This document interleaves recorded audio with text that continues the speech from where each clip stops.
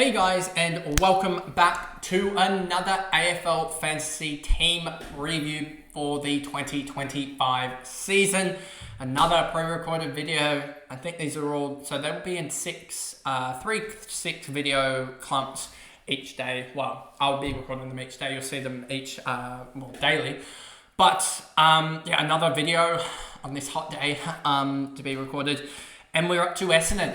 Wow, this team, they get the opening round, which kind of stuffs them up a little bit, but makes definitely their rookie guys much more valuable, I feel like, with the double price jump. And let me just quickly check. When is their buy? Their buy is round 4. So they do get some cash generation going. So you can almost get off them by that time, or you might just want to hold them depending on whatever. But generally, they are almost at that point time to get off. But anyway, let's just jump into this, get this into full swing and get through this. So first of all, Nic Martin, as I say all throughout these recaps, I'm probably going to lose track of these players, as this is the list that I've gone off of, etc. But we'll try and keep them to track. Nic Martin, 107.2.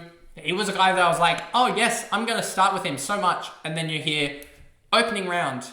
That's a check. That's off. And then you hear moving to the wing. That's a check. That's off as well. So bad positional change, or if not, a slightly meh positional change alongside having the early buy makes him kind of useless early on, I would say. And that's why Nick Newman comes into the fold, etc. and Jack Sinclair, these consistent guys. So that's why Nic Martin, I'm just probably not going to start him, even though he averaged 107 last year and was such a good player to start with, and has seen an improvement year on year. So he went from 79 or 80 effectively to 85.2 to 107.2. So could he be a top scorer of the line overall? Probably. He could be still with the defender line, even though you've got Sheasel, Whitfield, Zorko, as you can see on screen. Problem is, he's playing wing. And wing, he probably could dip down to 100. And that round 0 means that that's an effective average of like 97. So take that what you will. Just probably not a start. Then you go down a little bit more. Jordan Ridley, no, just don't think he has much value. Archie Roberts, if I look at him, Archie Roberts, I think I do have his VFL numbers. Yes, I do. Price at 69.7 due to the, 18% discount on 85 flat, which puts him at a 714k. His VFL numbers look pretty good as well, 77 from 14 games. I just don't know if he can necessarily take that big jump. He's going to need plus 20. He's going to need to average 90, 95, and I just don't know if he can. Has he just had an outlier game or two that's pushed up his price too far? If you look at it, he's had a 99 and a 99, 95, and an 80, and then a 66. If you remove those two games, I mean, you do really want to remove them, then he's averaging 73. That's what he was averaging in the VFL. If you remove that 123 from the VFL, I mean, the VFL does have an 11, just saying, which you can kindly just remove that because that's probably not what he's going to do. If you remove that 11 from the VFL, he gets up to an 82. So that's probably more realistic. 82 in the VFL. Can he replicate that in the AFL? That's only plus 13. Early buy, drop that down to an 80. So, that's basically what I'm looking at. And I just don't think there's too much value there or enough value there to warrant a selection early on. He is on the round 4 buy, which is a little bit easy to cope with, but still, you're still going to be having a rookie defender covering him, which do you really want that at that point, given rookie defenders can sort of be awkward? McGrath, no. Redmond, no. Do I have any other defenders? Yes, I do. The biggest guy in preseason, the best rookie price guy, I would say. Let's just keep scrolling. None of these guys are going to matter. I can tell you that. Zach Reid doesn't matter. Saad El-Hawli, I think is how you say it, or Saad El-Hawli. What a player this guy looks to be. I did talk to Joe from the Centre Bounce about this, and I'll get to what he basically texted me, word for word, almost in a way. But in 14 games in the VFL in 2023, he averaged 61. Then in 2024, he averaged 100 effectively. Let's just go here. And this was, look at this. Just look at that. Just look at that. Bang. He went absolutely bang. And this, I don't even know if this is necessarily the team log is right or whatever, but he went huge. Absolutely huge. Yeah, did it against Sydney, did it against other teams. I don't even know if that's... Oh, sorry, that's Di Mattia's numbers. Sorry. Let's get the game log for Saad El-Hawli. There you go. That's a lot better there. You can see it. I did it against Coburg, all these sides. Did it against Sydney, a 1-2-8 against Sydney. I remember watching this game and going, this guy's bloody annoying. He's too good. And so, yeah, for him to get drafted, rightfully. He was rightfully drafted in the mid-season, was it? I think, yeah, mid-season, as you can see there, I think. And yeah, he's just a gun, simply put. He kicked 4 goals off like half-back or wing. What the heck? That's Nic Martin numbers. And yeah, he's just too good. And yeah, he's going to get a debut in 2025. He's going to get that half-back role in 2025. Yeah, distribution role, given Essendon, much like Adelaide, don't really have good distributors. They could have good lockdown-ish players, but not really good distributors. So it sort of just comes back in again. So they kind of just concede a lot because their lockdown players don't have any other guys that can distribute it out. So yeah, Joe's basically quote almost word for word here, but because this is what I said. Basically, I think the question I posed to him was, why do you think Saad El-Hawli is a must-have? Well, I think was the question I posed to him. And he said, because every track watcher is raving about this guy, his flair and beautiful kicks has been on show. He kicked an incredible goal starting off half-back where he took 5 bounces and slotted it from 45 metres on the run. Top 10 in the 2K time trial, I think. And seems like they finally got the Adam Saad replacement. I just want to show quickly what Adam Saad did at Essendon. Let's just go Adam Saad in his final year at Essendon. Let's just go here.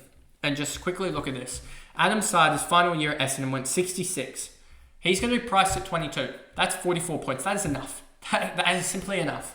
And I feel like he could do more than that. I feel like his numbers suggest he could go 75. 75 is plus 50. That's enough. So that's why he is such a big guy to look at. Angus Clark is the next guy. Lamont Lowell, I don't think plays. Angus Clark is a guy that could play, I think, as he has those type of attributes that could. He's a taller non-key position player, as he's more of a rebounding defender. And he played in the SANFL under 18s and averaged 74 and 70 across 23 and 24 seasons. And that is from 17 and 10 games respectively. So he does put up some numbers. And he does average, 12 kicks a game, 3 or 4 handballs a game, 5-6 marks a game, and a couple of tackles, which is really good. And he won the 2K time trial. So it'll be interesting to see if his ball use, I don't know if that's necessarily his greatest strength. Let me just check. I think it's this one there. Let's get some Angus Clark here. I hope you guys can see this. Yes, you can. There we go. Glenelg. In the sample, let's just look at his analysis here. His strengths is his kicking and rate of improvement, versatility, marking, etc. I think he's a guy that could play early on. I don't know if he'll necessarily debut round 1, but I think he's a guy that could play early on. And he's more of that rebounding type player that we really like, non-key position player. We like that more in fantasy terms. So we'll see how he goes in the VFL early on, as I expect that's where he starts. But definitely a guy that I'm looking at. And skip all these guys. Zach Merrett, one of the most consistent fantasy players. So he will be a guy that he's a good captaincy shout from the start of the season, but with the early round bye, as that is wrong. Let me just. I had him playing down in the SANFL under 18s, which just is not the case. That is just a clear copy from Angus Clark above, but that is now fixed. Talking about all that, I just think Zach Merrett's a guy that you can basically just straight up take and use once he gets through that early bye, as he's got round 16. He's a guy that I'm looking at even just upgrading during the buys as well. If he's a guy that you can look at, he is priced at 108.7, which is a 1.114 million, but hopefully a couple of bad games, etc., trial him at halfback and then move him into the midfield. Hopefully he drops below that 1 million or even just that 1.05 million, as we do know the prices are heavily inflated by about 100k or so for the primos. So that is basically that 1 million price tag last year. And yeah, I think he can put it together. We've seen him put it together before. And so yeah, if I just go here to Zak Merrett here, I think you'll just find that he's just an absolute gun. This will load. Just look at this. Yeah, just look at this run to end the season. I think he was pretty consistent here. Again, just showing his consistency over again. A 13-game run of 108.7, which is pretty much bang on what he does.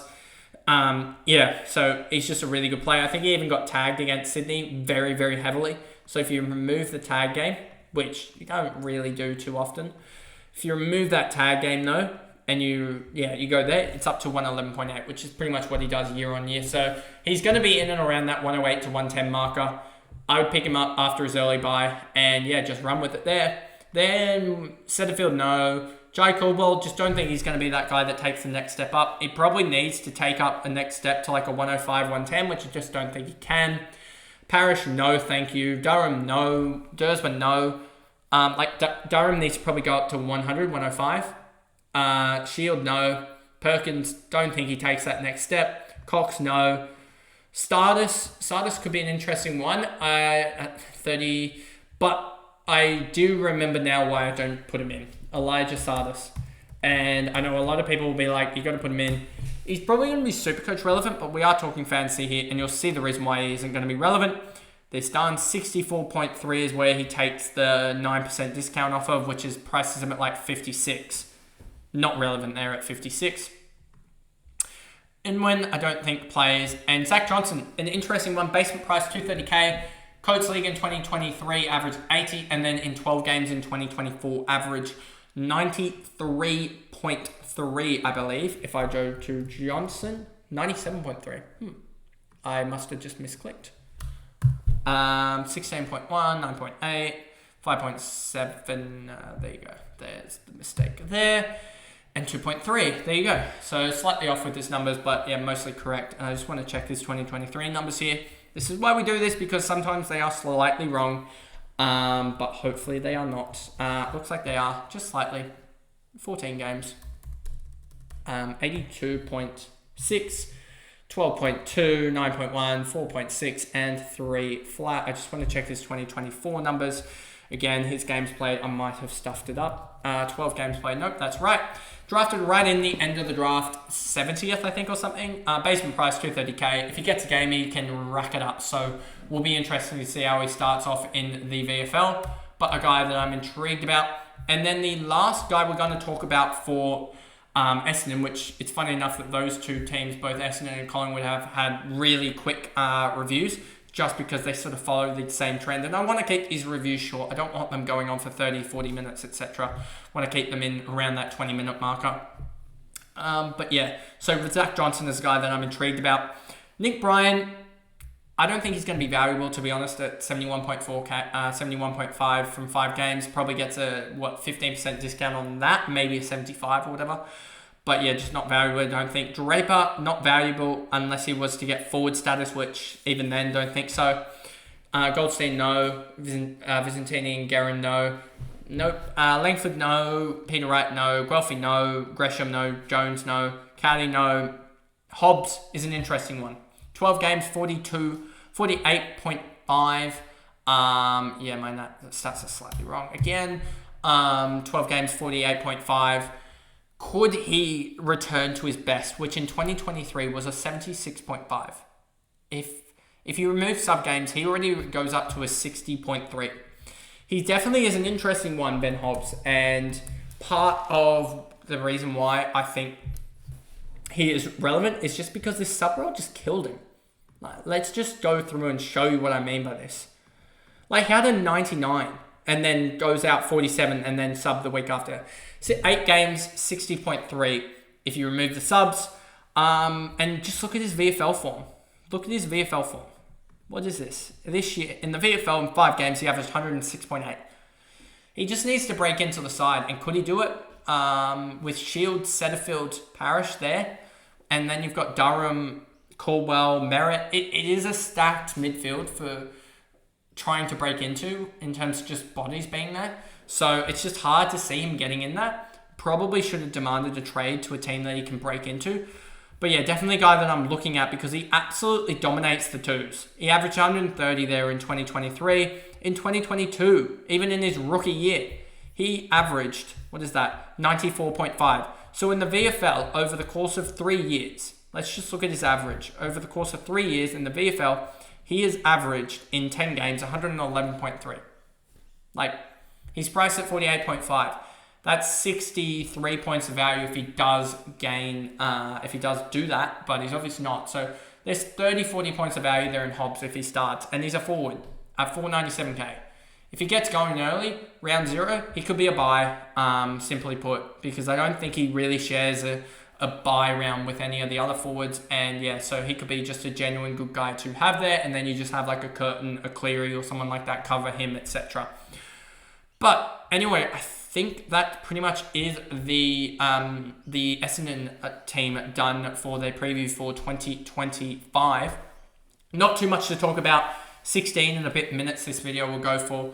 But yeah, Essendon aside, that I don't think are going to be too good in 2025, but they obviously could shock me.